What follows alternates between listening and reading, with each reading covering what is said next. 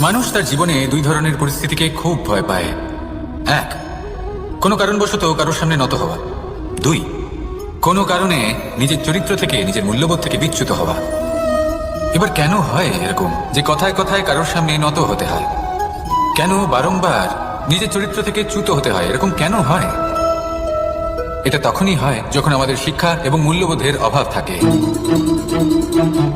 যদি মানুষের মধ্যে প্রকৃত শিক্ষা থাকে তাহলে এই সংসারে কোনো সময় এবং কারোর সামনেই নত হওয়ার কোনো প্রয়োজন নেই।